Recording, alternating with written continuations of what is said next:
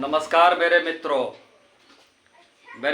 मैं Indranath Prasad, PLV legal aid clinic Mahawadar, district legal services authority civil court Latehar.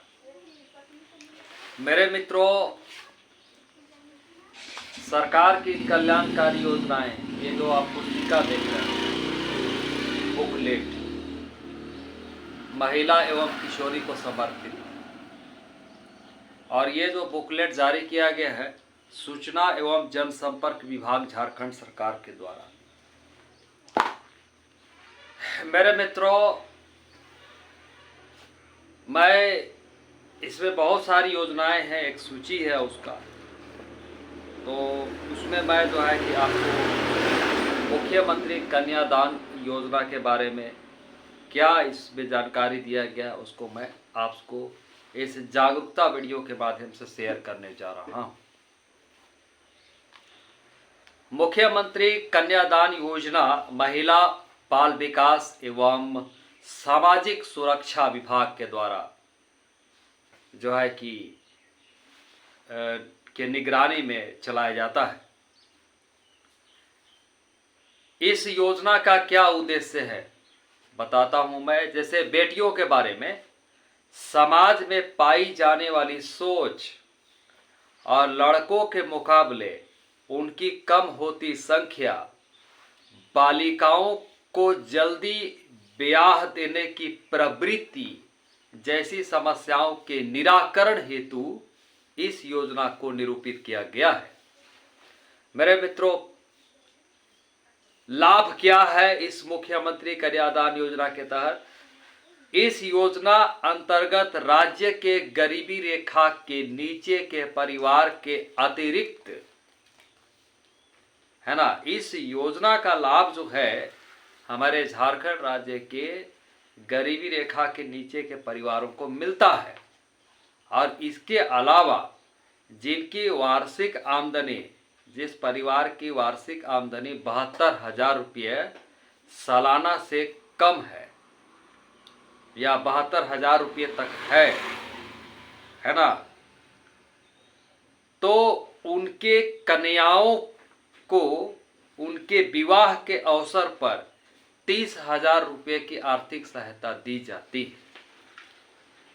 जी, योजना का लाभ प्राप्त करने के लिए लाभुकों की क्या पात्रता है इसके बारे में बता। लाभार्थी के लिए पात्रता ये है, पहला तो है कि कन्या का नाम अथवा कन्या की माता या पिता का नाम झारखंड राज्य के लिए सोशियो इकोनॉमिक कास्ट सेंसस यानी सेक 2011 ग्रामीण की सूची में उपलब्ध होना चाहिए, अथवा परिवार अंत्योदय राशन कार्डधारी होना चाहिए। दूसरा है विवाह निबंधन प्रमाण पत्र भी उपलब्ध होना चाहिए। और तीसरा है कन्या का आधार कार्ड उपलब्ध होना चाहिए। और चौथा है पुनर्विवाह का मामला नहीं होना चाहिए, किंतु विधवा विवाह के लिए अनुमान्य है ना। पुनर्विवाह का मामला नहीं होना चाहिए, किंतु विधवा विवाह के लिए ये अनुमान्य है। उसको विधवा विवाह के लिए भी मुख्यमंत्री कन्यादान योजना का लाभ मिलता है।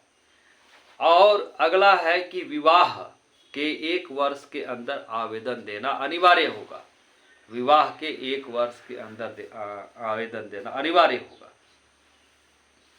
आवेदन समर्पित करने की क्या प्रक्रिया है? How to submit our application, है ना। प्रक्रिया ये है कि आपको संबंधित बाल विकास परियोजना पदाधिकारी के कार्यालय में प्रपत्र में आवेदन समर्पित करना है। फॉर्म मिलेगा, उसको भर के जमा करना है। किसको? बाल विकास परियोजना पदाधिकारी को। और जिसके साथ निम्न प्रमाण पत्रों की स्व अभिप्रमाणित प्रतियां संलग्न करनी आवश्यक होंगी। सेल्फ अटेस्टेड होना चाहिए। जैसे पहला तो विवाह निबंधन प्रमाण पत्र में आपको फोटोकॉपी करा के वहाँ दस्तखत करना होगा। दहेज नहीं देने संबंधी घोषणा पत्र, आपको घोषणा पत्र में लिखना होगा कि हमने दहेज नहीं दिया, नहीं लिया, यानी दहेज का कोई मामला नहीं होना चाहिए। तीसरा है आधार कार्ड का फोटोकॉपी लगाना, उसमें सिग्नेचर करना होगा। विधवा विवाह की स्थिति में पूर्व पति का मृत्यु प्रमाण पत्र चाहिए। अगर विधवा विवाह होता है तो पहले वाले पति का, पूर्व पति का मृत्यु प्रमाण पत्र लगाना होगा, उसको भी सिग्नेचर करना होगा। और अगला है बैंक पासबुक जिसमें पैसा आ सके, है ना। तो कार्यान्वयन प्रक्रिया क्या है? ये है कि बाल विकास परियोजना पदाधिकारी द्वारा प्राप्त आवेदन पत्रों की समुचित जांच उपरांत बाल विकास परियोजना पदाधिकारी जांच करेंगे आपके आवेदन का, और उसके बाद में अपनी अनुशंसा के साथ जो है इस संबंधित जिला समाज कल्याण पदाधिकारी को, जो भी जिला समाज कल्याण पदाधिकारी है उसको दे दिया जाएगा। और जिला समाज कल्याण पदाधिकारी द्वारा आवेदन पत्रों पर स्वीकृति दी जाएगी। उसके बाद कोषागार से यानी ट्रेजरी से राशि की निकासी करके APES या NEFT, RTGS, PFMS, है ना, APBS, NEFT, RTGS, PFMS के माध्यम से कन्या के बैंक खाते में राशि उपलब्ध कराई जाएगी। ठीक है। तो आवेदन समर्पित करने के कार्यालय का क्या नाम है जहां आप आवेदन जमा कर सकते हैं? बाल विकास परियोजना पदाधिकारी कार्यालय केंद्र।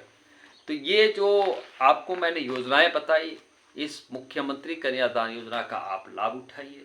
यदि आपको लगता है कि आप लाभार्थी हेतु पात्रता रखते हैं, है ना, और आपके पास यदि वे सारे प्रमाण पत्र हैं, तो बेशक आप इस आवेदन का लाभ उठाइए। Thank you so much.